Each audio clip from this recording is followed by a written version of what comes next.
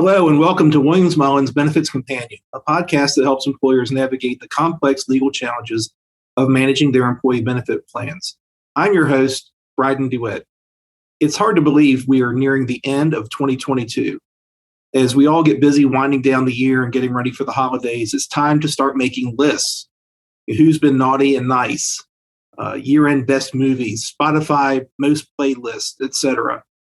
Well, the benefits team at Mullen has been busy creating our own annual checklist to help keep track of important steps that plan administrators need to take before the end of 2022, and also looking ahead to 2023. Today, I'm going to do a quick run through of some of the more important items on our annual checklist. The full checklist is available at williamsmullen.com/employee benefits, or you can email me at bdewitt@williamsmullen.com to receive a copy of the full checklist. So just a few months ago, I would have thought that we would be talking about getting all of our plans amended for the Secure Act and the CARES Act. But the IRS extended the deadline by which plans must be amended for changes to these acts until the last day of the first plan year beginning on or after January 1, 2025.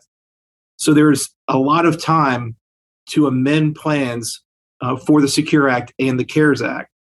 And these are for changes that went into operation in 2020 and 2021.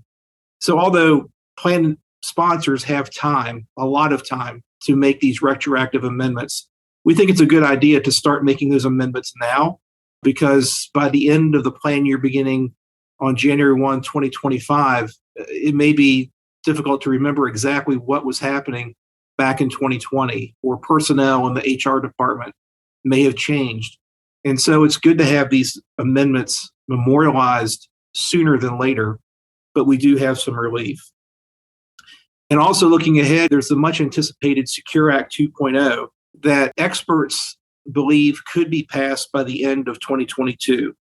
If it is passed, there are provisions in the Secure Act 2.0 such as requiring automatic enrollment features for newly established 401k and 403b plans, increasing the involuntary cash out limit from $5,000 to $7,000, treating student loan repayments as elective deferrals for purposes of matching contributions under 401k plans, and also increasing the catch-up contribution limit in 401k plans to $10,000. Of course, these are all proposed changes in legislation that has yet to be passed, but we're looking ahead, anticipating that these provisions in the Secure Act 2.0 may be passed by the end of this year. So we need to keep our eyes out for those legislative changes. Also, if a plan has had discretionary changes in 2022, such as increasing benefits or adding a new participating employer or removing a participating employer, the addition of a new type of contribution, any types of discretionary changes to the plan that were administered in 2022, those changes must be in the form of plan amendments adopted by the end of the plan year. So if the plan sponsor has a calendar year plan year and these discretionary changes were made during 2022, there's a month left to get these changes amended into the plan document. Also, I'd like to point out that there's a new disclosure requirement. Sponsors of defined contribution plans, such as 401k plans, now have to provide illustrations in the plan's benefit statements to show the estimated lifetime income stream that a participant's account could generate. Plans were first required to provide these illustrations in 2022 and are required to provide illustrations annually thereafter. So this is a new disclosure requirement, went into effect in 2022. It will have to be made again in 2023. Moving on to health and welfare benefits, cafeteria plans need to be amended by the end of this year if certain Consolidated Appropriations Act changes were adopted. So, for example, if there was an unlimited carryover of unused FSA funds from 2021 to 2022, or if there was an extended 12-month grace period for flexible spending claims for plan years ending in 2021, or if there was access to flexible spending arrangement funds for employees who are no longer eligible to participate through the end of the plan year in which participation ended, those changes must be adopted in amendments by the end of this year. So cafeteria plans will need to be amended for those changes. Also, If an employer has decided to increase the carryover amount from $500 to the index for inflation amount, and that amendment has not been in effect because in prior years, the employer was allowing the unlimited carryover allowed under COVID relief. But going forward, the employer is going to allow the carryover amount to be indexed for inflation. That amendment should also be adopted by the end of this year for carryovers into 2023. A few years ago, the Department of Labor issued regulations under Section 408B2 of ERISA requiring service providers to retirement plans to provide disclosures of the fees that they charge.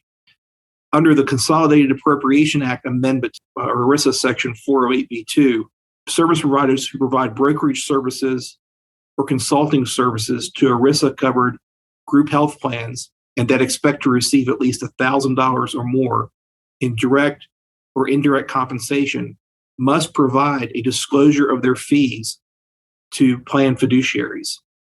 And so before entering into or extending or renewing a service agreement with a service provider providing brokerage services or consulting services to a group health plan, the covered service provider must provide this new ERISA Section 408B2 disclosure to plan fiduciaries.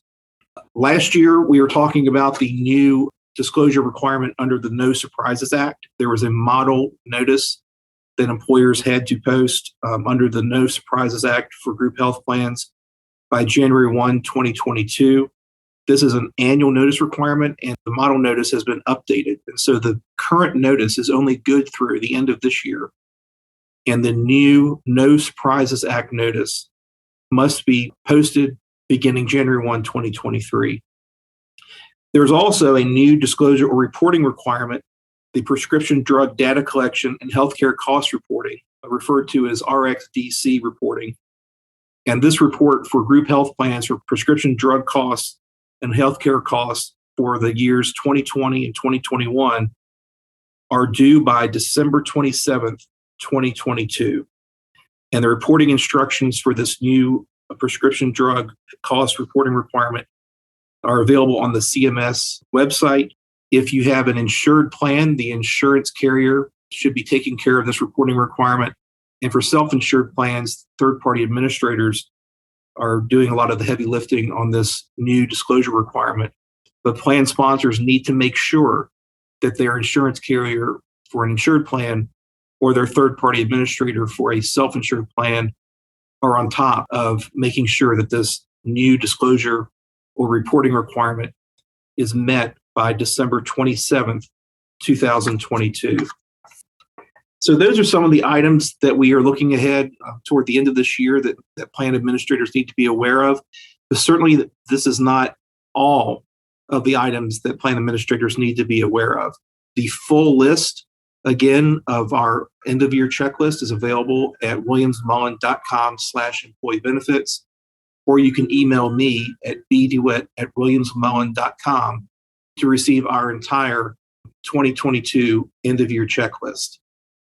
So that will wrap up our discussion. If you have any suggestions for future topics for this podcast, please feel free to contact me at bdewitt@williamsmullen.com. And finally, be sure to subscribe to this podcast to be notified when our next episode posts. Thanks for listening.